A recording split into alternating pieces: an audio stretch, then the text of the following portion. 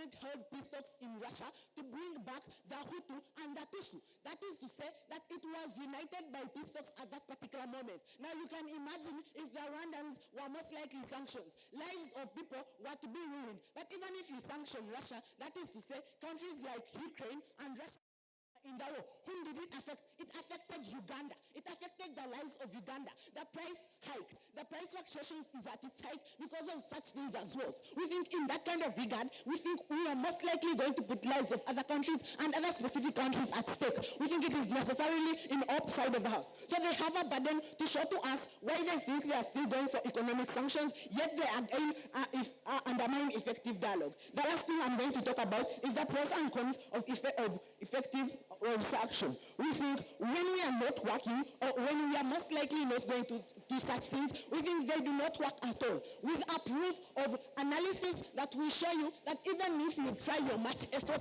to most likely sanction countries like Russia, we think it is necessarily a problem in that kind of regard. Then OP has still that kind of burden. So even OP comes in the second speech, we think it loses anyways. Thank you.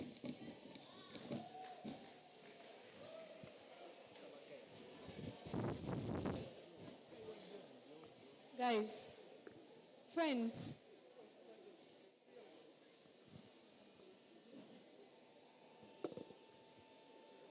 let's try to keep quiet, okay? Like we said before, you go out. It's way better than you making noise in here. And out of 54 schools, let's respect those two people that are the two teams that are standing there, that are seated there, okay?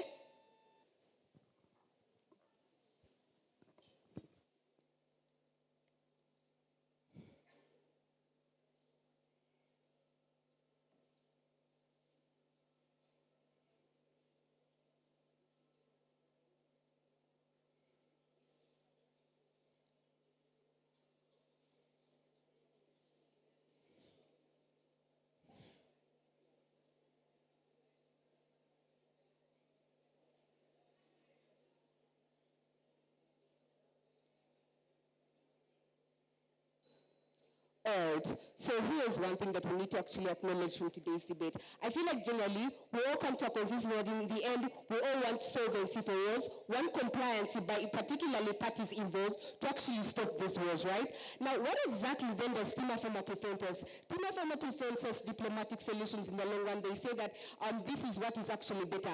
Now, I feel like in their second speech, they come and they tell us that, oh, in status quo, there's an issue of rigidity of leaders. Now, Pano, how exactly are you going to see this rigid? There's some rigid leaders that are going to sit in diplomatic solutions or diplomatic efforts to have talks with them, yet clearly they're already egoistical, yet clearly they have a superiority complex in their minds. Pano, notice that in the end, these leaders may not necessarily comply because of their rigidity that clearly they have mentioned. So what does that mean? We feel like then we actually have to give them an incentive, something to actually force them to comply, because clearly having talks with them won't necessarily yield that. But secondly, on their civil house, they do not undermine agency. How? Notice that in wars, lives are lost. That is true. But Pano, we feel like in the end, why do you think it took over 6 months to actually continuously talk to Vladimir? With that Pano, it was the economic sanctions that actually made him to comply. That is analysis I'm going to generally give you later. In the end, from their house, they actually have more lives lost. They actually have more people dying constantly because they're apparently having meetings and sitting with some rigid leaders to actually have to reach a consensus with them.